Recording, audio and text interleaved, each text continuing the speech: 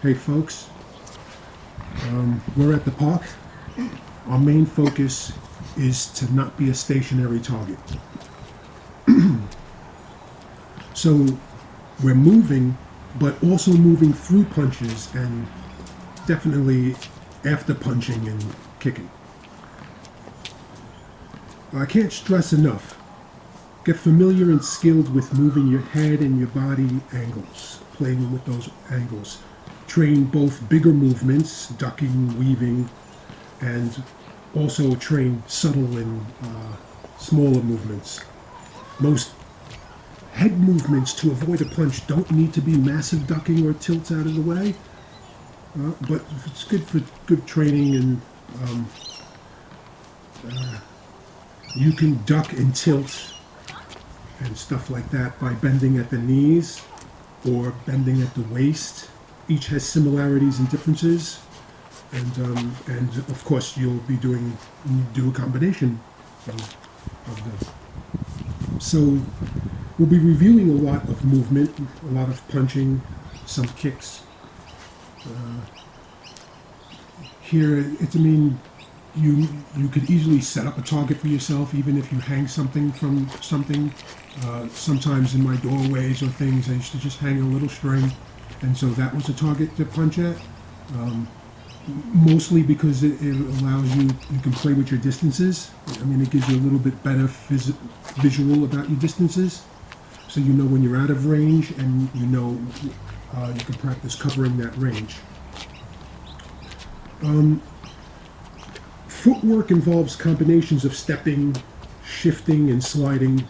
When you put it all together, I think it results in versions of sliding and gliding, and not so much these big steps or big lifting up and down of your feet and legs for movement. Once you build up enough experience and skill, you'll confirm with me that within a few seconds of watching someone throw a few punches, you'll be able to know where they're coming from and what they're capable of. The body mechanics can't hide or pretend to have more skill and hours logged training and developing than it actually has. The same goes for body movement and also for kicking. But nothing exposes you or reveals where you're at quite like a turnaround side kick. When I see teachers who can't do a turnaround side kick, who can't do it proper, who can't get on target, keep balance, etc., it's just unacceptable. I think one good philosophy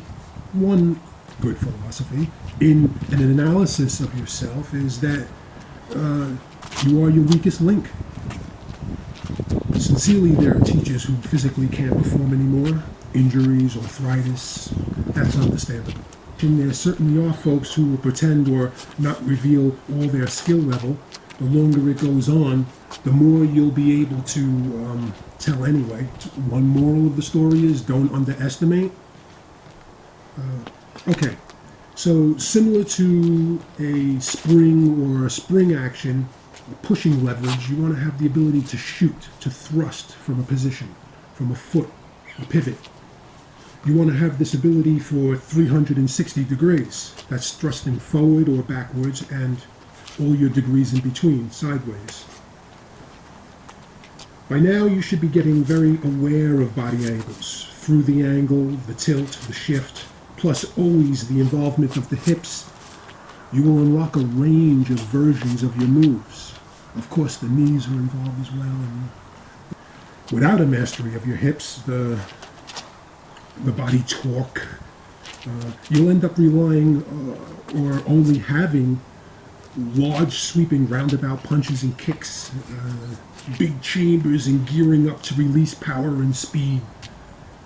Okay, double up. You want to see where you're at? A lot of folks work on the double jab, the double hook, but show me the double cross. How fluid, how fast and correct are your doubles and triples? What's one big part of correct mean? Don't cheat. In order to get that speed, we may not bring the punch all the way back or back enough. So what we get is a good first punch or kick, but then the second punch or kick is just half a move. Half a punch or kick is like those fights where a guy actually landed his half a move, but still got knocked out because his opponent landed a full move. Yes, there are times when half a move can be useful. Obviously, you need to train and analyze when it is and when it's not.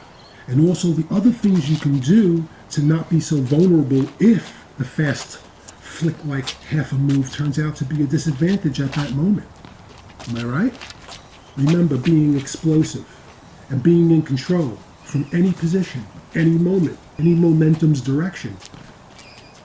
In the future, we'll share some wrestling. Your angles and positions don't have to all match your punches and kicks, meaning you don't have to lean in or forward with your move. You can stay relatively in your upper body position, or you can actually have a lean, but a lean back position or tilt to your moves. By the way, I'm wearing New Balance Cross Trainer sneakers, and they have a decent weight. I definitely wouldn't categorize them as lightweight, but I added a quality gel insole or just some kind of quality insole. That's an upgrade from the standard the sneaker comes with. So yeah, that's a part of the weight. Might as well add that this is the weekend, and like a lot of us, I have a physical job. I'd say my body levels are around 75 to 85% right now. In my mind, while training in this video, I don't feel that explosive. Yeah, it's also a mental thing, perception. It may look effective enough, but like I said, it feels like I'm around 75, 85%. That's okay. If I do more kicks tomorrow, I'll switch to a lighter sneaker. You may have the privilege of scheduling and timing your training and body, so you have times where you're at 100%, especially as you approach your fight night or competition. And I know all the schools of thoughts and theories on this, but for a lot of us with jobs, physical jobs too, it's just not so easy to be at 100% energy and body level, ready to go. But of course that won't stop us. So there's only one solution. Our 75% level better be lethal. Hell, at least 50% should be effective. You should be getting a good look at the movements involved, right? And this is hardly about prancing and dancing all around the ring, all around the area. This is not Muhammad Ali here. It's just being mobile and moving enough to not be a stationary target and to not be vulnerable to counter moves. This also involves your distances, which is involving your advancing and retreats, as well as all the side steps between. Find any amount of room you can so that you can take 3 or more steps forward and also backwards, and then practice your moves and angles while taking those steps. A lot of people know how to do moves in their current stance, but not in transition. Here I'm showing kick fakes. Be balanced enough to play with the potential kick that you don't actually throw. Double up, double, triple up. It's got to be second nature. Identify your peripheral and defend and attack through it. So what we see here is the opponent circling away from my crosses in the direction of my left. So try the hook, right? And of course stay guarded. If your opponent is circling you, he or she could be expecting you to follow. Having strong guards that stay with you and don't flail or drop while you rotate or circle will help you chase or respond. Also keeping low and at variable heights will help you. Of course that goes for either rotating direction, right? Pick a target. Position yourself out of reach and practice your transition into range and striking it. Pick multiple targets and transition and strike multiple positions. It could be short to long or long to short, and all doubling and tripling amounts of mixed combinations of the distances, right? Yeah, it's convenient if you have someone who can hold the pads for you and create the targets and distances, but just because there's times that you don't let that stop you. We're about transitions. Any movement or coverage of a distance should not be exclusive to a transport to get from one point to another. You must be able to defend and strike through all the movements and distance. Your body positions, the tilts, the leans, the angles, they should not limit you, at least as much as physically possible. You should You should seek to be lethal, effective at any moment, in any position.